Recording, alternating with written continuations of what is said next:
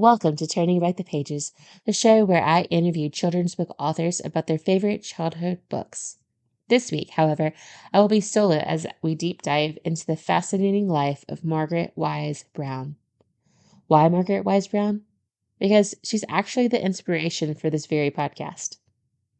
On an NPR Weekend Edition episode, Lourdes Garcia Navarre did an interview with books editor Barry Hardiman. Hardiman says, I think that most people think that Margaret Wise Brown was like the old lady whispering hush in the Goodnight Moon books, which, yes, that's exactly what I think of. Back to Barry. But first of all, she was actually kind of a babe, which, lol. And second of all, in real life, she was this really intrepid woman. She was quite adventurous. And he goes on to describe all these ways that Brown was really a rebel of sorts. She was a mischievous child, born to well-off parents, but also to parents who were deeply unhappy. She often made herself the center of attention as a child. As she grew, she was a drinker and a smoker, and later she had a pretty successful career in children's literature. Although she wasn't really that fond of children at all. And in this interview, which by the way aired around 2017, that's before I even had kids, it stuck in my head as bizarre. Who was this person who wrote these very successful children's books who didn't even really like children?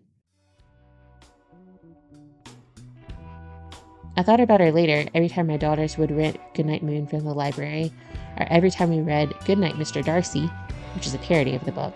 There are over 20 parodies of the book, by the way. Goodnight Darcy, like I mentioned, and Goodnight iPad, Goodnight Dune, as in the sci-fi novel Dune, Goodnight Keith Moon, legendary drummer for The Who, Goodnight Lab, Goodnight Batcave, Goodnight COVID-19, Goodnight Trump, Goodnight Peloton. Some are funnier than others, some are just a stretch, but this book that is ubiquitous in today's world, so much so that it ranks high on many lists for the most parodied books of all time, did not have such a grand start. The head of New York Public Library's Children's Services, Anne Carroll Moore, she was not a fan of Goodnight Moon, describing it as overly sentimental. And she had a lot to say about what books went into the library and therefore what books were popular with children. Her opinion carried so much weight, too, that the book wasn't even put on shelves at the New York Public Library until 1972. That's 25 years after it was first published. Brown's life and work were a catalyst for this podcast because I wanted to explore the stories behind other beloved books. Who were the people who wrote them, and what inspired them? How did they change the world of children's literature? The more I read with my own kids, and the more I worked behind the scenes in publishing, the more I wanted to know. Thus, Turning Back the Pages was born.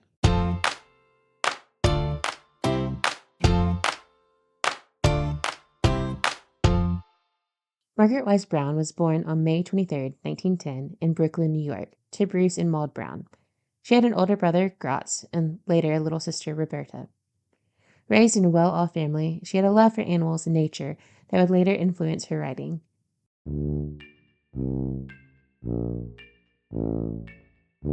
As a child, she had a knack for memorization.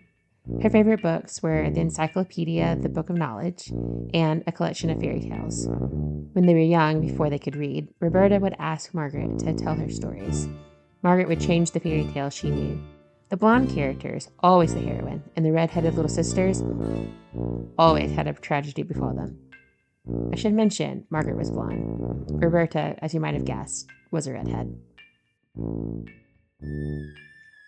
Margaret did not care for the typical society girl parlor niceties. She preferred to be outside. Amy Gary, in her biography on Brown in the Great Green Room, says, in a time that high society dictated a path for little girls that favored polite conversations and needlework, Bruce, her father, encouraged Margaret's athleticism and independence. Her favorite pastimes included cloud watching, bug, bird, and butterfly watching, anything to do with being outside. Margaret spent her days outside and in the forest even before she was school-aged.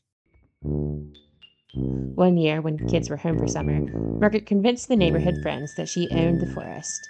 She charged them a fee to enter. Amazingly, they paid.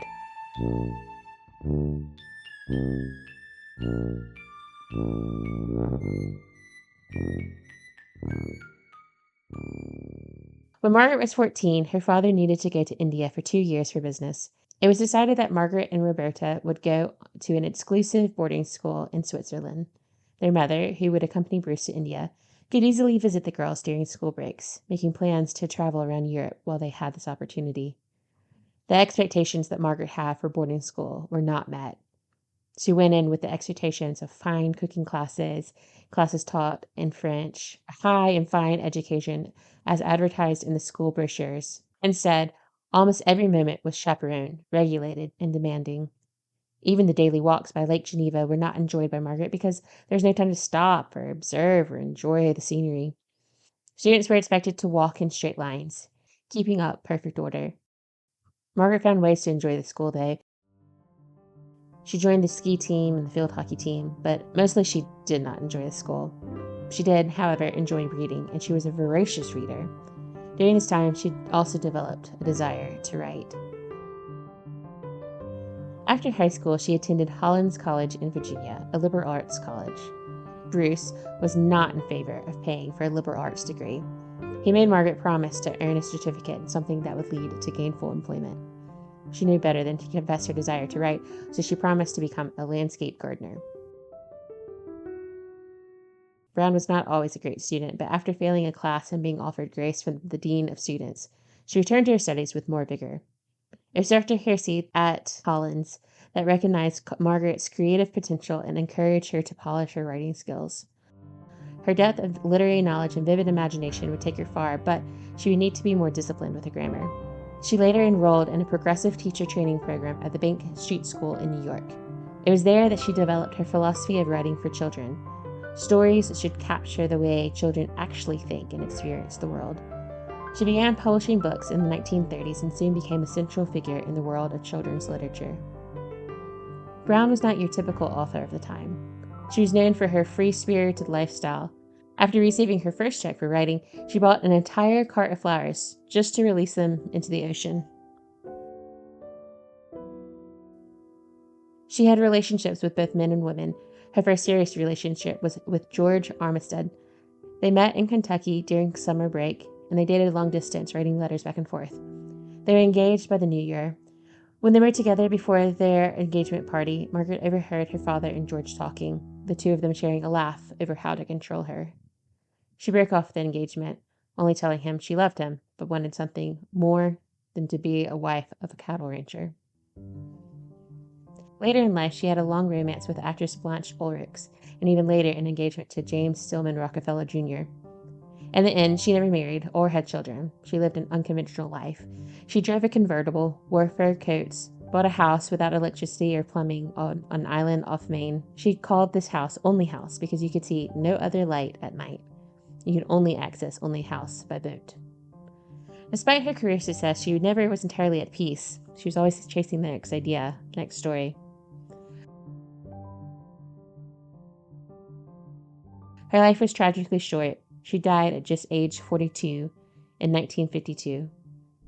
She had an appendectomy, which had seemed to go on well, but when the nurse asked her how she was feeling before she was to go home, she kicked up her leg like a rocket, which loosed a blood clot. She died almost immediately from an embolism.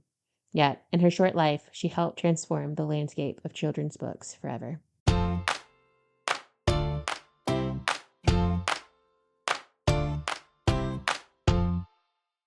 Margaret Wise Brown's influence on publishing cannot be overstated. Before her, many children's books were didactic, moralizing tales meant to teach lessons. Brown, alongside other progressive educators, believed that children deserved books that reflected their curiosity, imagination, and daily experiences.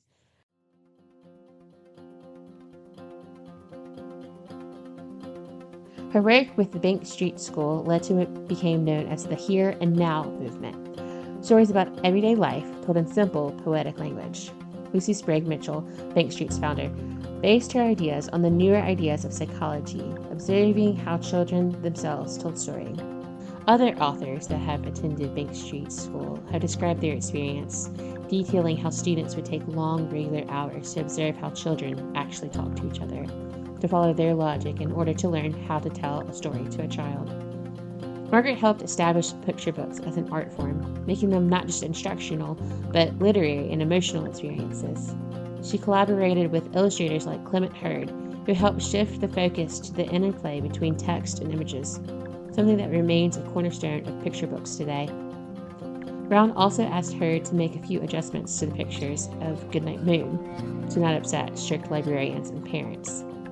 These adjustments were mostly removing the cow's udder from the cow jumping over the moon picture on the wall. Margaret Wise Brown left behind more than 100 books, not all of them written in her name but under other pen names. Many of these books continue to delight and inspire children today. She was a rule breaker, a visionary, and a storyteller who understood the hearts of children better than many adults ever could. Thank you for joining me on this journey into her life. If you enjoyed this episode, be sure to subscribe and leave a review. If you have an author you'd like to hear more about, or an author you'd like me to interview, let me know. You can follow me at What Allie Writes on Instagram. Allie is ALLY. And don't forget to subscribe.